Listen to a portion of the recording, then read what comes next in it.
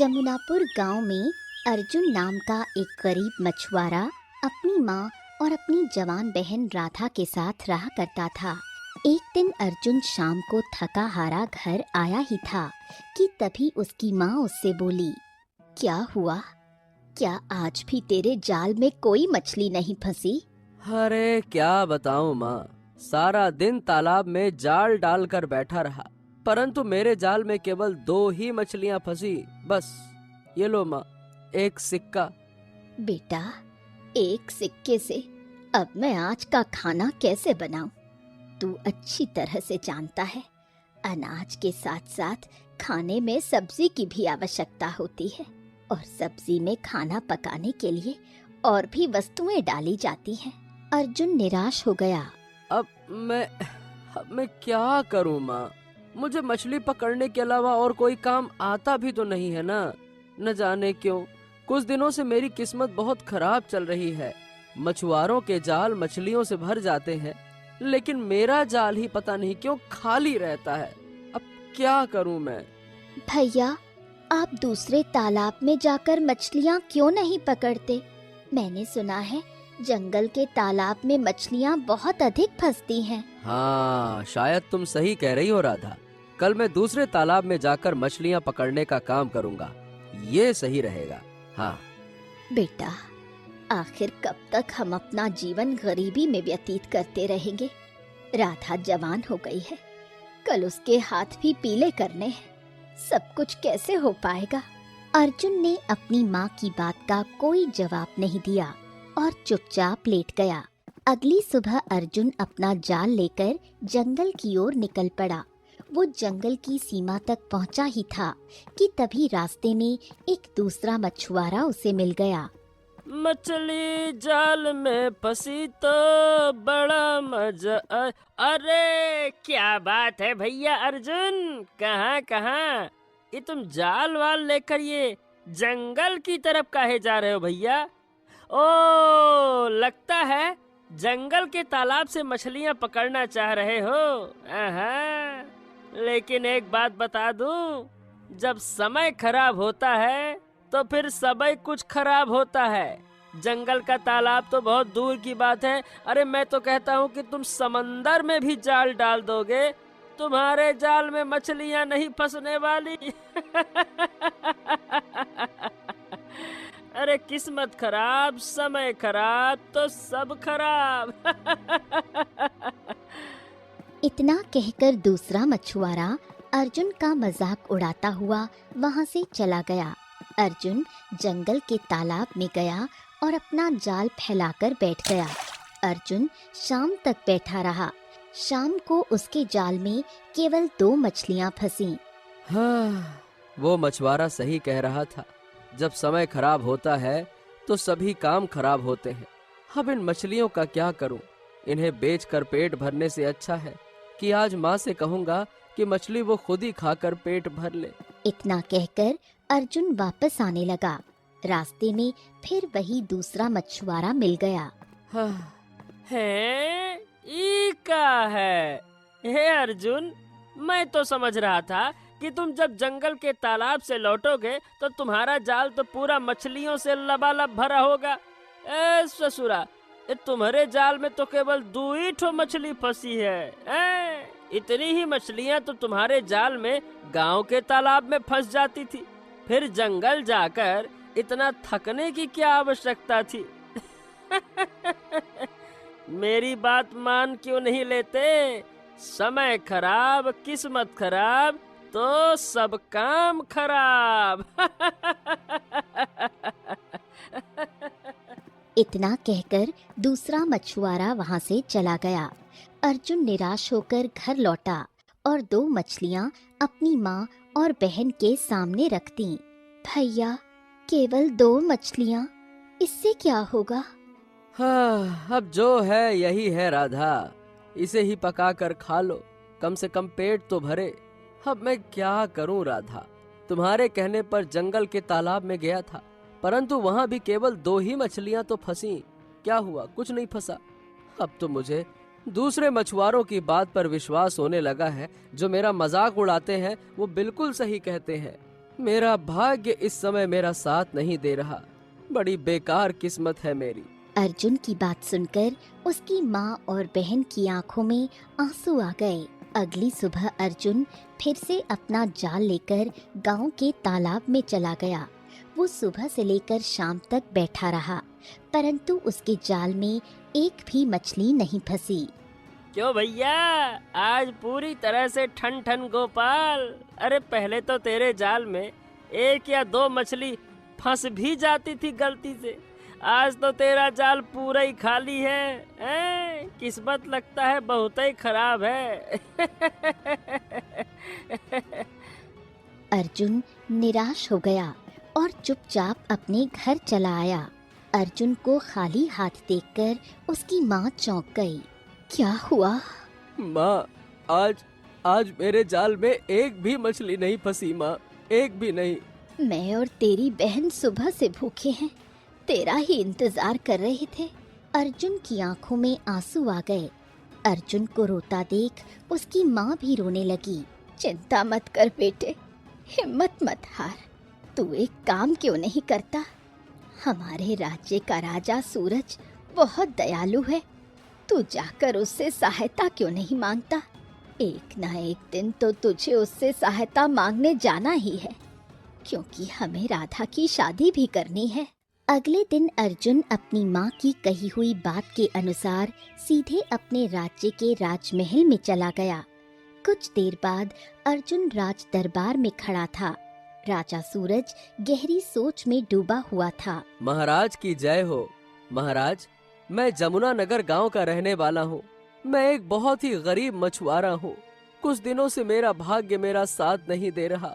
मेरे जाल में मछलियाँ बिल्कुल नहीं फंस रही।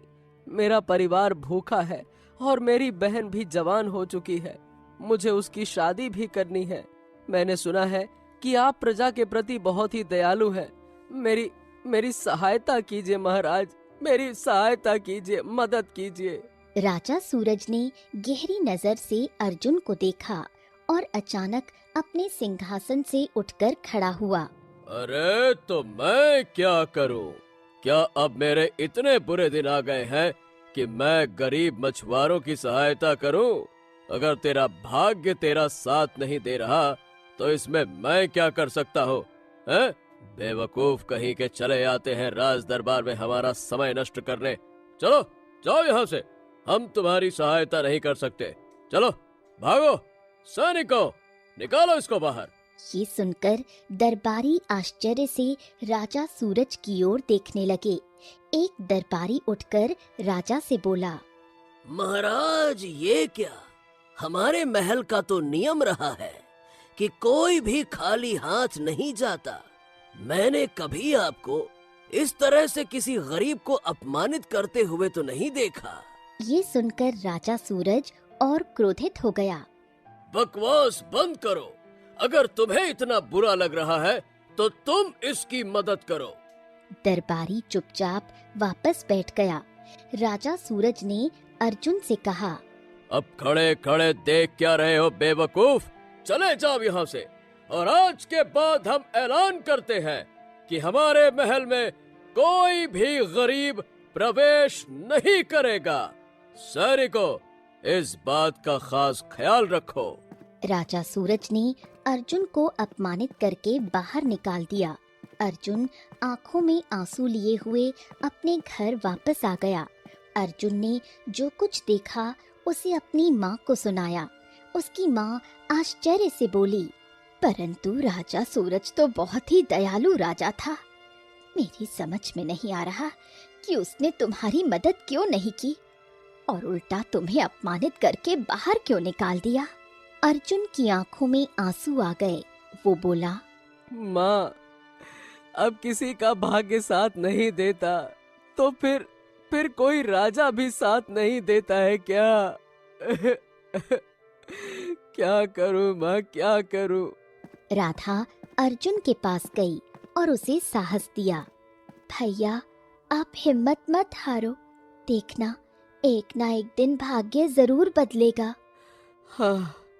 हाँ राधा, बस तेरी इन्हीं बातों से मुझे हिम्मत मिलती है। सही कहती है तू। एक दिन भाग्य जरूर बदलेगा, जरूर बदलेगा। हर रात के बाद सवेरा जरूर होता है। सही कहा तूने। अगले दिन अर्जुन गांव के तालाब में मछलियां पकड़ने गया। वहां कुछ मछुआरे पहले से बैठे थे। एक मछुआरा अर्जुन से बोला, ए भैया अर्जुन, मैंने तो सुना है कि तुम राजा सूरज के पास सहायता मांगने गए थे, परंतु राजा सूरज ने तुम्हें अपमानित कर दिया, भगा दिया वहाँ से, हैं? ए भैया, हमने तो कभी ना ऐसा सुना कि हमारे महाराज ने किसी गरीब को ऐसे बुरी तरह से अपमानित किया हो। क्या सुना क्या किसी ने? मैंने तो ना सुना। मैं बताऊं इसमें सारा दोष किसका है? अरे ये अर्जुन के भाग्य का है। जब इसकी किस्मत ही साथ नहीं दे रही तो महाराज इसकी मदद करके काहे को इसकी फूटी किस्मत का दोष अपने माथे ले ले, है? नहीं तो और नहीं तो क्या। ए भैया, इतनी खराब किस्मत वाला तो मैंने किसी को ना देखा। अब तो राजा ने भी अपने महल में गरीबों के प्रवेश पर रोक लगा दी। और किसकी वजह से हुआ ये अर्जुन की वजह से। इसने महल में कदम रखा और सब गरीबों के रास्ते बंद कर दिए। और नहीं तो क्या। ए भैया अर्जुन, मैं तुम्हारे हाथ जोड़ता हूँ, अब तुम इस तालाब में मत आया करो। तुम जंगल में ही मछली पकड़ने जाया करो। अरे भैया, मुझे डर है कि कहीं तुम्हारे खराब किस्मत की छाया यहाँ तालाब में न पड़ जाए, नहीं तो हमको भी लेने के देने पड़ जाएंगे। नहीं तो। उन दोनों मछुआरों की बातों से अर्जुन बहुत टूट गया। आंखों में आंसू लिए वो वहां से जंगल के तालाब की ओर चल दिया और अपना जाल तालाब में डाल दिया। अर्जुन सुबह से शाम तक अपना जाल तालाब में डाले रहा, परंतु थक हार कर भी उसके जाल में एक भी मछली नहीं फंसी।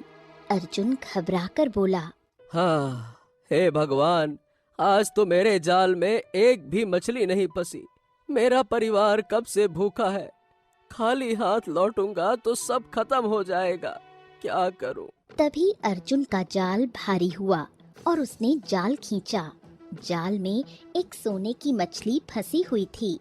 अर्जुन सोने की मछली को देखकर चौंक पड़ा और बोला, हाँ, हाँ, अरे लगता है भगवान ने मेरी मदद कर दी। खींचता हूँ इसको। हाँ, अब इस मछली को बाजार में बेच दूंगा, मुझे अच्छी कीमत मिल जाएगी। तभी मछली ने मनुष्य की आवाज में पूछा, हे मनुष्य, मुझे छोड़ दे। अगर तूने मुझे आजाद कर दिया तो मैं तुझे एक ऐसा रहस्य बताऊंगी कि तेरा भाग्य बदल जाएगा। अर्जुन मछली की मनुष्य जैसी आवाज सुनकर और भी चौंक गया। वो संदेह से बोला, हाँ, ये कैसे संभव है? तुम मनुष्य की भाषा कैसे बोल रही हो? क्या तुम कोई पिशाचनी हो क्या? मैं कोई पिशाचनी नहीं हूँ, मैं एक जादुई मछली हूँ। मैं तुझे जो रहस्य बताऊंगी वो तेरा पूरा भाग्य बदल देगा। ए मछली रानी, देखो, मैं सही बताऊं, मैं तुमको नहीं छोड़ सकता। मैं तुमको छोड़ दूंगा तो मेरा पूरा परिवार भूखा रह जाएगा। कैसे छोड़ दूं? तू मुझे छोड़ दे, मैं तुझसे सच कह रही हूँ। मुझे छोड़ने के बाद अपना जाल तालाब में फेंक देना। तेरे जाल में इतनी मछलियाँ फंस जाएंगी कि आज तुम्हारा परिवार पेट भर खा लेगा। पर रहस्य जानकर तेरा भाग्य सदा के लिए बदल जाएगा। अर्जुन ने मछली की मिन्नतें सुनकर तुरंत उसे आजाद कर दिया। मछली तुरंत तालाब के अंदर चली गई। अर्जुन काफी देर तक वहाँ बैठा रहा। अरे क्या ही कहूँ, लगता है मैंने मछली की बात मानकर गलती कर दी। हाँ। तभी मछली फिर से तालाब से बाहर आई और बोली, अब मेरी बात ध्यान से सुन मनुष्य। जंगल की गहराई में जा। जंगल की गहराई में एक खंडहर है। उस खंडहर में एक जादूगर रहता है जिसने एक मैना पक्षी को कैद कर रखा है। तू जादूगर के चंगुल से उसे आजाद करा दे, तेरा भाग्य बदल जाएगा। अर्जुन चौंक गया। हैं? मैं जादूगर के चंगुल से मैना पक्षी को आजाद करके कैसे अपना भाग्य बदल लूंगा? मुझे तो कुछ समझ ही नहीं आया। जब तू उसे आजाद कराएगा तो तू स्वयं जान जाएगा। पर याद रखना, वो जादूगर बहुत ही चतुर और खतरनाक है, इसलिए उसका सामना बहुत मुश्किल होगा। इतना कहकर मछली फिर से तालाब में चली गई। अर्जुन ने फिर अपना जाल डाला और उसने 2 मछलियां पकड़ी। अर्जुन उन 2 मछलियों को देखकर बोला, हाँ, चलो कम से कम आज हमारे परिवार को भूखा तो नहीं रहना पड़ेगा। आज मछली भून कर ही खा लेंगे। हाँ। अर्जुन मछलियों को लेकर अपने घर गया और सारी घटना अपनी माँ को सुनाई।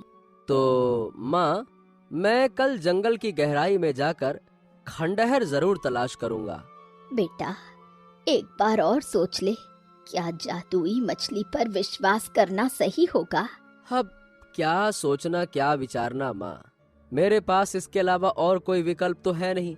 हो सकता है कि वाकई में इसमें कोई बड़ा रहस्य छुपा हो सकता है कि हमारी फूटी किस्मत अच्छी हो जाए। अगले दिन अर्जुन जंगल की गहराई में गया। वो काफी देर तक पैदल चला और जंगल का दृश्य थोड़ा डरावना सा लगने लगा। बहुत दूर चलने के बाद अर्जुन के कानों में एक आवाज टकराई। कौन हो तुम और इस जंगल की गहराई में क्यों चले जा रहे हो? क्या तुम नहीं जानते कि जंगल बहुत खतरनाक है?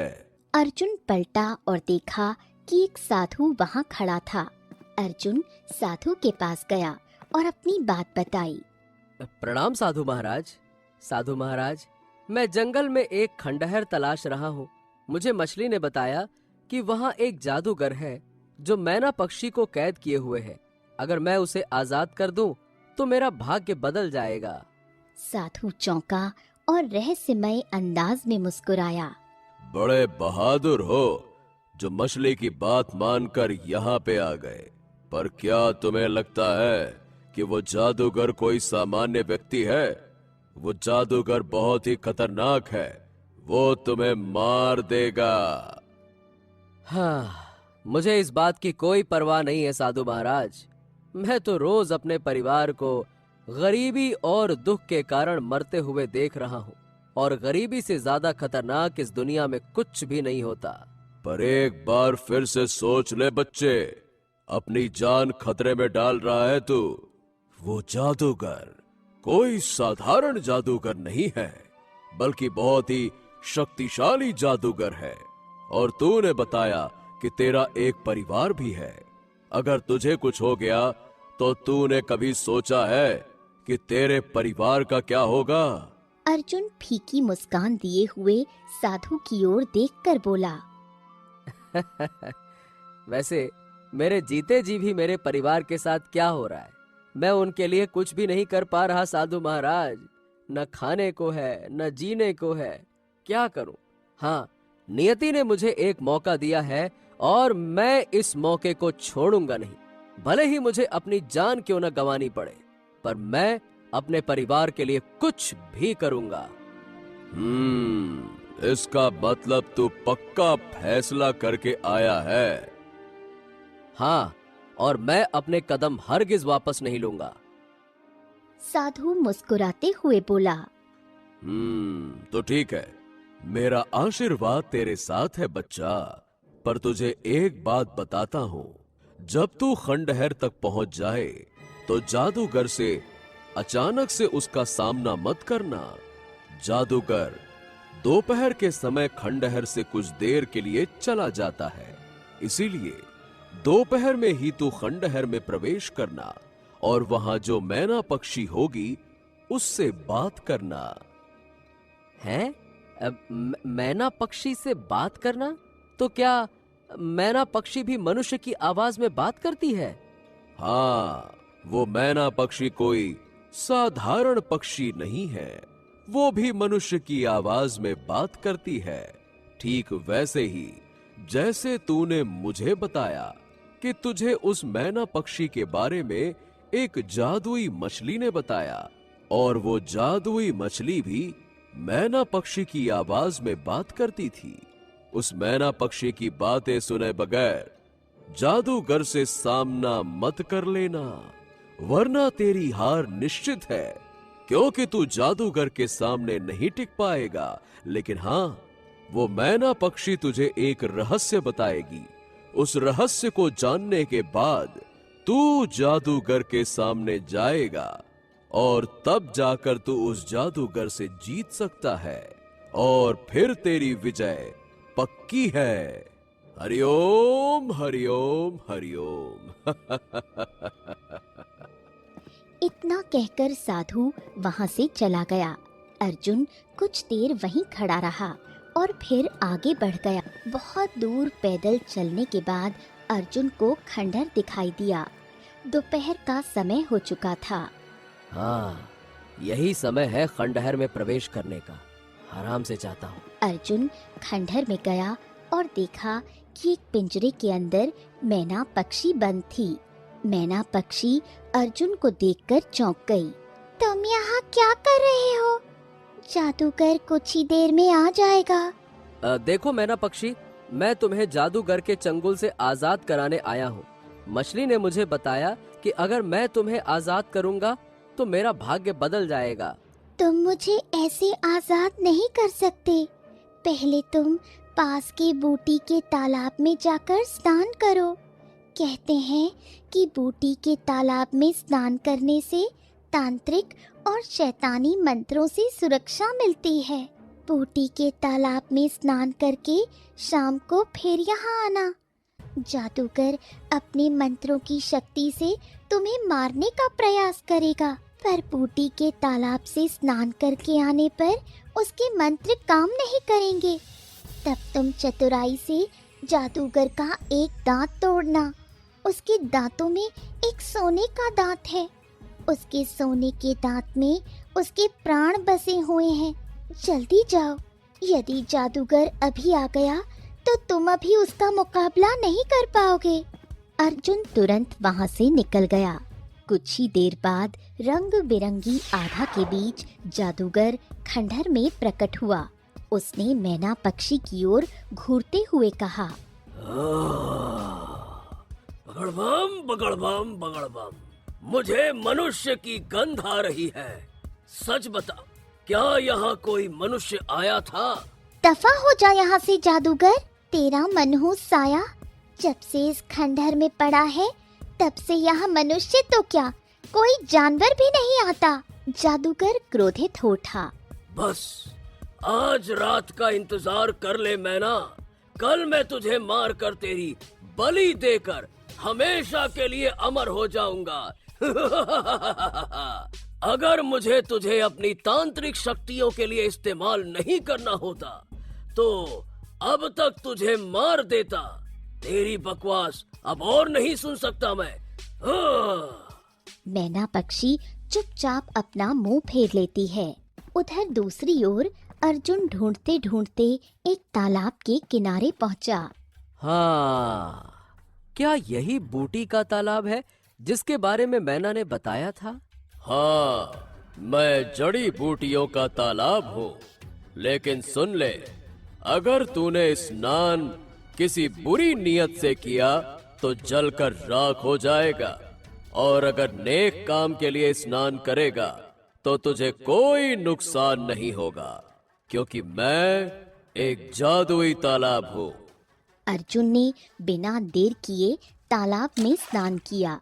बाहर निकलते ही उसके पूरे शरीर पर रंग बिरंगी आभा चमकने लगी। लगता है तूने सचमुच अच्छे कार्य के लिए स्नान किया है। हाँ। अर्जुन वहां से खंडहर की ओर चल पड़ा। खंडहर तक पहुंचते पहुंचते शाम हो चुकी थी। जैसे ही अर्जुन अंदर गया, जादूगर ने उसे देखा और चौंक गया। कौन है तू? एक मछुआरा जो तेरा अंत करने आया है। बगड़बम बगड़बम बगड़बम, अब मेरे इतने बुरे दिन आ गए कि एक मछुआरा मेरा अंत करेगा। मैं तुझे अभी यहीं अपने मंत्रों से खत्म कर दूंगा। जादूगर ने मंत्र पढ़ना शुरू किया, लेकिन अर्जुन पर उसका कोई असर नहीं हुआ। ओम भीम क्लीम हाँ। हाँ, हाँ, ये कैसे हो सकता है? ये कैसे हो सकता है? मैंने अपने मंत्रों की शक्ति से इतना शक्तिशाली जाप किया, फिर भी तुझे कुछ नहीं हुआ। तू आखिर है कौन? लगता है तू भी कोई जादूगर है।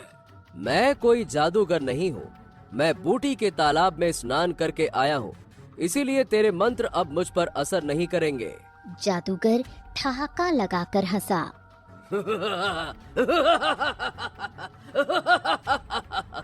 तो ठीक है, बूटी के तालाब का असर तो कुछ समय तक ही रहेगा, उसके बाद तेरा होगा बगड़बम बगड़बम बगड़बम। अर्जुन ने मौका देखकर तेजी से जादूगर के मुंह पर एक जोरदार मुक्का मारा। जादूगर संभल भी न पाया और उसका सोने का दांत टूटकर बाहर गिर पड़ा। अगले ही पल उसके शरीर में आग भड़क उठी। अरे आखिर मेरे अंत का रहस्य तुझे किसने बताया?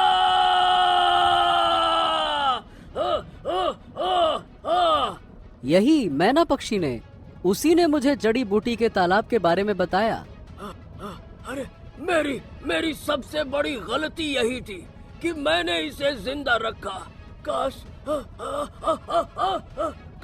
काश मैं लालच में ना आता।